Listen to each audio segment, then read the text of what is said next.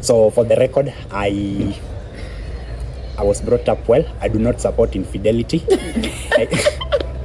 Okay. So, but I'm also not naive to life. The things that happen. Life is not black and white. There's a lot of gray areas. True. And that's what I want us to dwell on in this particular discussion. Okay. Now, the second point that I'm going to drive home is extremely controversial, and I know that not many people will agree with me on this. Okay. Why do you sleep? Okay, if it's established that monogamy is important for you, right? Why don't you? Because this man won't have access to your body unless you allow it. Yeah. Mbona sasa msiamue that this is something that is to come when it's actually legal for you to have sex? By that I'm talking about waiting until marriage. Wait, I have a point. You've been here before, Trying to make sense of something that never really made sense. but this time you're starting to see things differently. This time you're finding clarity. Ama tuingie studio, si ndio?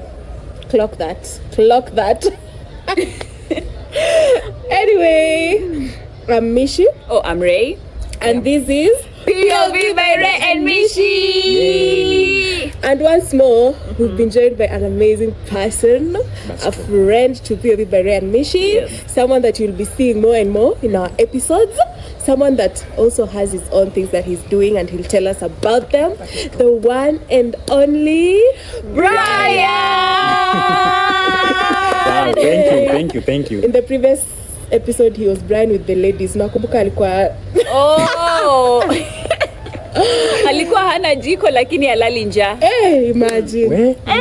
Memory yenu iko poa. I know. Anyway, hi Brian. Hi. Introduce yourself to our people once more. Ama ushajulikana huko? Introduce. All right. Hi guys. It's Brian yet again. It's another pleasurable moment to be here. I'm sandwiched between two beautiful women. Oh. It's not something that happens every day. Yeah, I can tell you that this seat is very comfortable. What I started kutoka. It's not a coincidence, eh? You are Brian with the ladies, I mean. Brian wa madem. Goodness, jinangu ni Brian. Si tu Brian, mimi ni Brian. Brian wa madem. Sisi Brian. Wow. Okay. Yeah. So Brian saw episode ile yenye tulikuwa tunaongelea married men. And he was like, wait a minute. I need to tetea some people over here. Wait, are you married? Me. In the future. So you're speaking from the future? This is Brian in 2029. Yes. Okay, Brian in 2029. Tell us. The floor is yours. The floor. Okay, So, fine. Go ahead, ask. So we were speaking, Yeah. in that video we were basically talking about the reason as to why married men katia small girls and vice versa. So we were saying a few things. Yeah. For instance, we were saying hiyo story ya energy, like when you sleep with older men it drains your energy, Yeah. and vice versa again. And you said you have a few points you want to add to that. Yeah. Basically, I wanted to expand that discussion. Yeah. Because, in my opinion, while I watched that episode, Yeah. it seemed a little like it was tipping off balance, where it was important to have another perspective, not necessarily standing for infidelity or whatever, but to just add context and perspective to that discussion. Okay. So, for the record, I was brought up well. I do not support infidelity. Okay. So, but I'm also not naive to life. The things that happen. Life is not black and white. There's a lot of gray areas. True. And that's what I want us to dwell on in this Okay. particular discussion. Okay. I'll handle this from multiple perspectives. Yeah. Psychological, emotional, and just the way men are cultured. Most men are cultured, at Yeah. least. Yeah. The first one, when we look at when we talk about infidelity in regard to this matter, it's not that all men, that's why I'm categorizing it. It's not that all men cheat because they're inherently lustful or promiscuous, because I had that. It's you actually who talked about men being lustful in that particular whatever, the previous video, Yeah. that it's lust that drives men to katia younger girls. Correct me if I'm wrong. Yeah.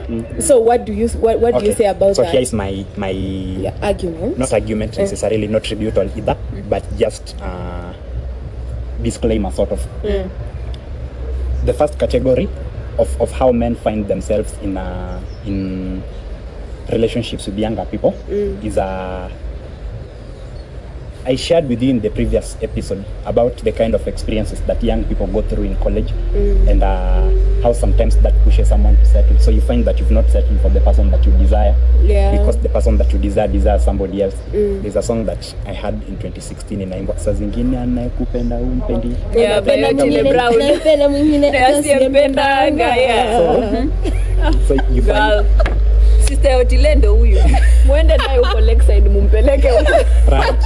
Now you find that the person that you desired, the person that you feel could have been worthy of your heart, akutaki, someone else ndio cushions you. Maybe that wasn't your choice, but you've gotten to that point where you are of right age for settling down. So umepata huyu mtu mwenye umpendi juu yeye ndio yuko. And then this person brings stability into your life. You start becoming attractive. Now when you are not grounded, when you are not someone with strong moral positioning, it will be a natural thing to fall into temptation. Hiyo ndio time sasa wasichana wadogo wanajileta, unaelewa? Sababu sasa nini like type yako sasa ndio anaanza kuonekana. Again, I'm not standing for that kind of thing. I'm just looking at it from a statistical point of view. Secondly, one of the Can things, I counter that before you continue? Okay. I think you've just spoken about moral grounding. I feel like that is actually the problem here.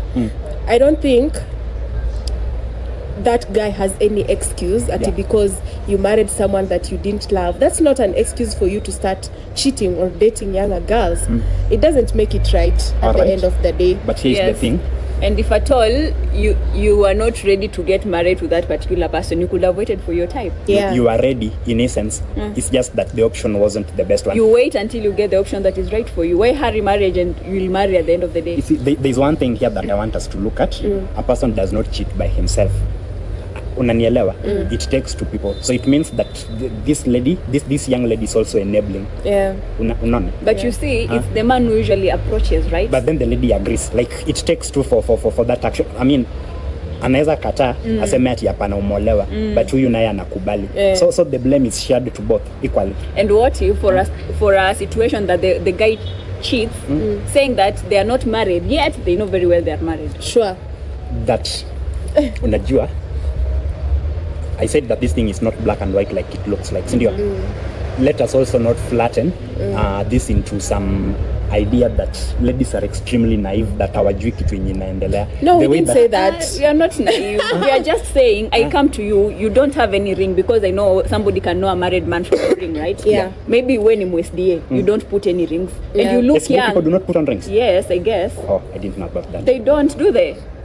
Anyway, we'll check that. But there are some people who are married, yes, but they don't put on rings. Yeah, I know. And you are young, and I wouldn't say by the look on your face that you're already married. So when you come to me saying this and this, I'll be like, okay, because there is nothing that I've seen you showing that you're married.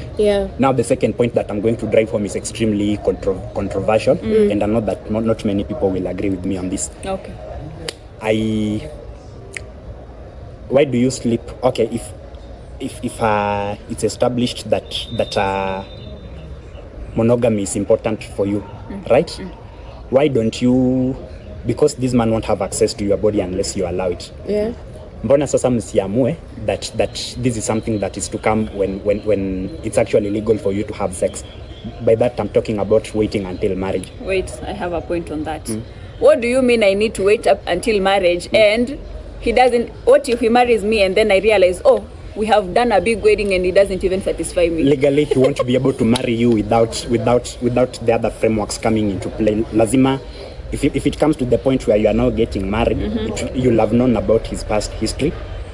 But we must do some testing. And you're saying I have to wait until marriage. On what? On the gadgets and how they're working. They might be non-existent. Fine. Wow. Okay, I did not see that coming. So yeah. Okay, fine. Let's just that's one of those extreme cases where this guy is a very good liar, but a lot of times tuambiane tu kweli, wasichana wanajuanga that watu wenye wanadate nini wameolewa, tuambiane tu kweli. Like, we are not ignorant to that part, and that's why we are saying the man is equally to blame. Not even equally. He has the largest. The man has the largest percentage of blame, because number one, okay, the married man. It can be a married man or a woman. The married person in that nini knows they are answerable to someone. They know they are married. But they come here trying to convince this girl. And as you had mentioned, we talked in the other episode about the struggles people go through in campus. You might find a girl who does not have school fees. Anapewa do na mbaba anaona, why am I struggling? If you're going they to just make go against their nini for the sake of the money. Now, if you're going to make excuses for that lady, then also make excuses for the man. Perhaps he's got an abusive wife at home. Perhaps bibi anamnyima mali huko nyumbani. If you're going to make unaona you want to also blame the wife. I'm not blaming the wife. I'm just trying to say that if you're going to make excuses for a shortcoming, then you do it on equal grounds. No, we're saying they are both to blame, but the man has the largest share. Okay, the man or woman, the married person in the scenario has the largest share of the blame, because hakuna mtu amemshikilia gun kwa kichwa akamwambia nitolee do, ama this campus girl has not gone to seduce him, or this campus boy has not gone to seduce her. But she has put herself in a position to receive. Anakubali pesa ya huyu mtu. Rachel, let's use your example. You are walking on the road, going to the hostel. Dressed normally, you are okay. You have not told anyone you need their money. Yes. This man comes with this car, stands there, and he wants to offer you a road trip. How had she amejiweka aje kwa position? Hapana, akikubali, hiyo ndio nasema amejiweka kwa hiyo position ya empowering the man. Akikubali, ako na option ya kukataa. So akikubali, then wanafanana, 1 + 1 is 2. Then just to add on whatever Michelle has said, I feel like the person who is married is the one who is obligated to carry your blame. Mbona hayuko answerable to their partner. Okay, the married man is answerable. Okay, let me put it again. The married person is answerable to their partner.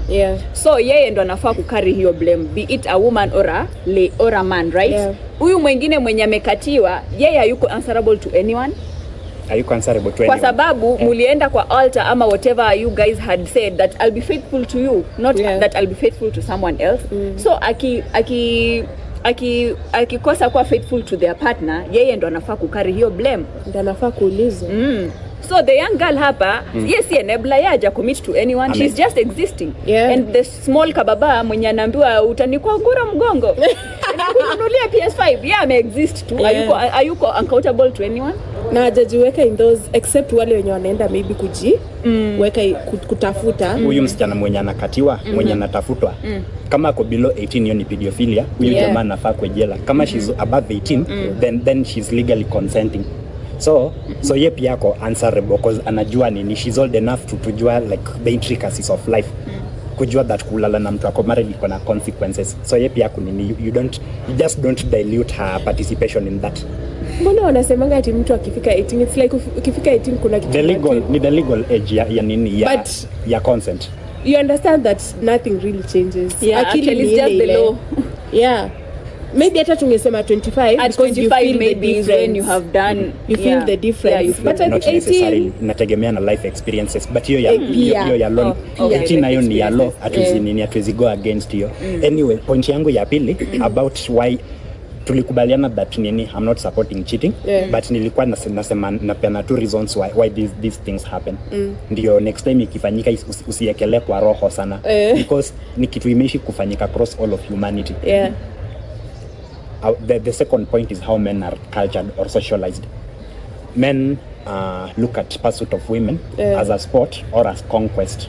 Unaelewa, ukipata mali wanaume wamekaa nini, akiwa wanaume atapiga na mawe, but in a lot of male structures and social settings, men talk about one of the things that give men bragging rights is ability, and this thing is actually evolutionary as well. Ability to have multiple women is desirable. Ndio maana in the previous discussion you were saying how mwanaume asipokuwa na mtu kwa maisha yake hakuna hata mtu anataka kumfikia, but later imeni like ukishapata mtu watu wengine wako like this man must be having something going on for him, acha tuende tujimwage kwake. So think about a scenario where things are going right for you. You are a high value man, you are making money, you are physically attractive, you are at the prime of your life, and then opportunities zinajirusha kwako. Wewe ni kama nini, wewe ni influencer, brand zinajileta kwako, utakata. That again, this goes back to if you are not morally grounded. Hauta resist your temptation kama ini kitu yenyewe mwili yako inataka. Unaelewa? Now if ladies, especially beautiful ladies, are throwing themselves at a functional man or a man that the society deems to be of high value, who is he to resist? Kama nini, kama hana strong anchor. Who is he? He's a man and he should say no. That's on an ideal world, but reality haikuangi hivyo. Unaelewa? Another thing tena ni I've talked about the evolutional perspective of this, the biological, that ashiki ya kiume ni kitu ya kawaida, ni kitu yenye iko. Then nimeongelelea ile point of view ya kuna ingine pia power dynamic. Most men believe that if they are able to sleep with women, they are asserting dominance or nini over them. Unaelewa? So si ati mtu anatafuta wasichana juu anawapenda, anawatafuta because it fulfills the ego. It makes you feel a certain way about being able to conquer. Ina make akue powerful. Kwa akili yake, it's a very flawed way of thinking, in my honest opinion. But it's part of the society that we live in, ultimately. That's what we are trying to change.